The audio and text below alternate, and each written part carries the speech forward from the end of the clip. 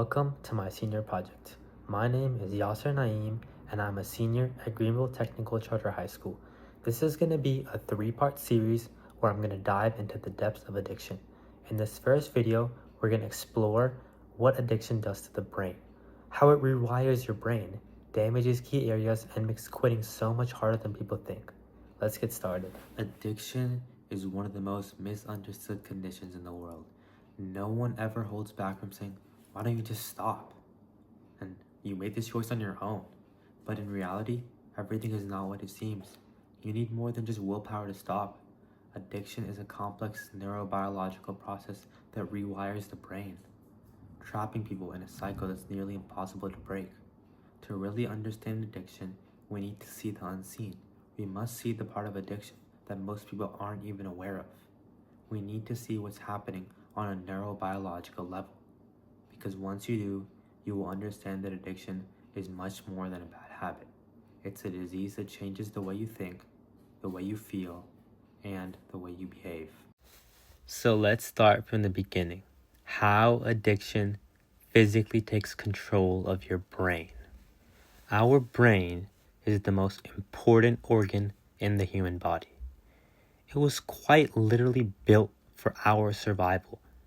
When we do things that benefit us, like eating, exercising, or things we enjoy, like hanging out with friends, family, watching a movie, the brain rewards us and releases a chemical called dopamine. Dopamine is a chemical that makes us feel good, reinforcing behaviors that help us stay alive. But addiction hijacks this system and floods the brain with way more dopamine than it was designed to handle. Let me break this down as simple as possible. Think of your brain releasing dopamine as you receiving a normal paycheck. Normally, you get paid a fair amount of money for the work you do.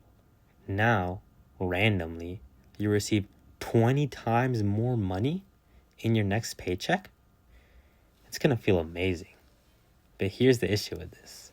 Your brain starts to adjust to this bigger paycheck and doesn't value the normal paycheck as much at all.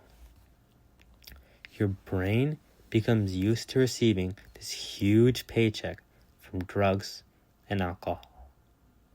This is exactly how addiction begins.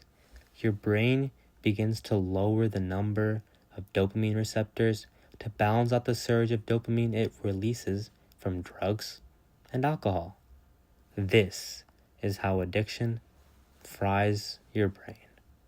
Normal things like eating, exercising, hanging out with friends and family don't give you that same good feeling anymore.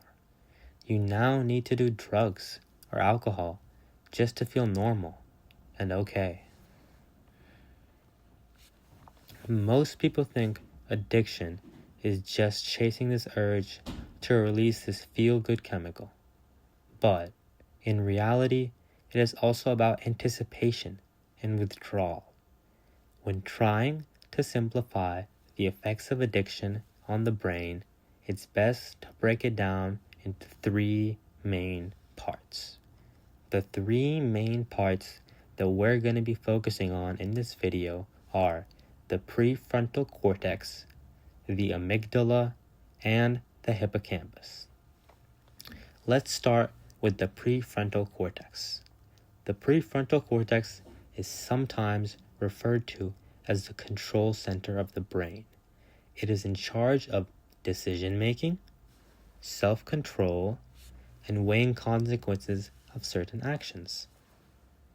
A good example would be to think of the prefrontal cortex like a CEO who advises you whether to do something or not to do something. Here's where addiction comes in. It quite literally damages your prefrontal cortex, which results in challenges resisting cravings, controlling impulses, and can even get so severe it can damage your ability to make rational decisions. A lot of people assume quitting addiction is so easy and look down on people trapped in the cycle. In reality, their brain's ability to stop has been weakened. Let's move on to the amygdala. The amygdala is the part of your brain that controls your emotions. A common example of this is a person feeling very anxious when not landing a job they've been desiring for a long time. That anxiety is caused because of your amygdala. The amygdala is the brain's emotional center, and it mostly expresses feelings of fear and stress. Have you ever heard of the term withdrawals? This is due to the amygdala. When a person has not relapsed for some time, it starts to become overactive. During this withdrawal phase, a person starts to be very stressed out, anxious, and the cravings go to an all-time high. Most of the time, the person will end up relapsing to avoid this unbearable feeling. Let's move on to the hippocampus. The hippocampus is the part of the brain that stores memories. A good way to visualize the hippocampus is to think of it like a diary. It remembers who you were with when you used a substance, where you were when you used it, and how those drugs or alcohol made you feel. This is important because it builds on triggers and how certain settings cause people to relapse.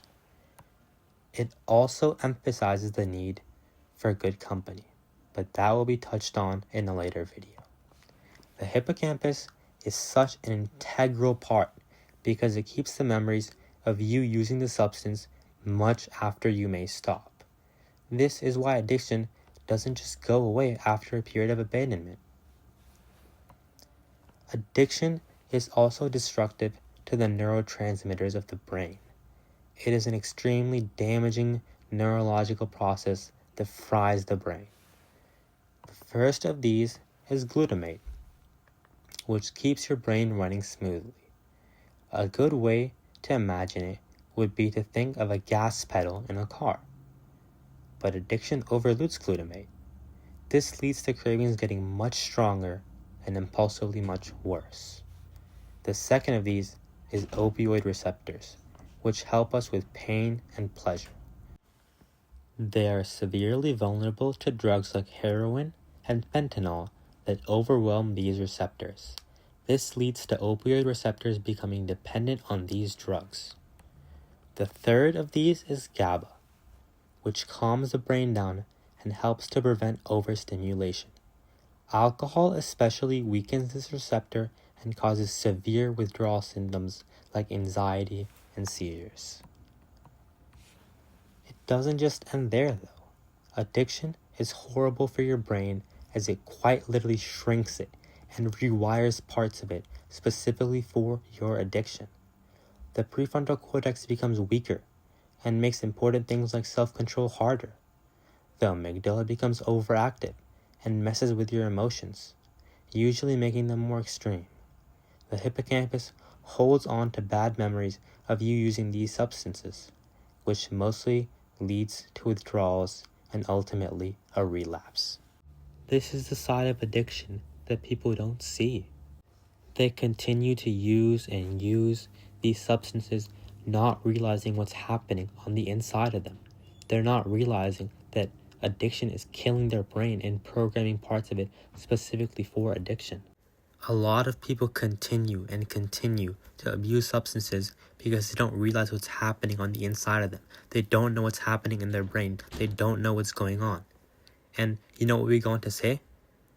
You're going to pay for it at some state. And these people end up paying for it in the long run. So it's important to know that addiction not only messes with your brain, but it messes with your entire system.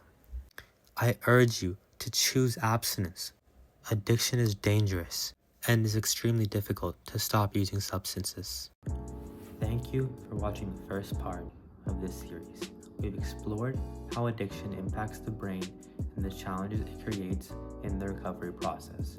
In the next video, we'll discuss the effects of addiction on daily life and relationships. Stay tuned.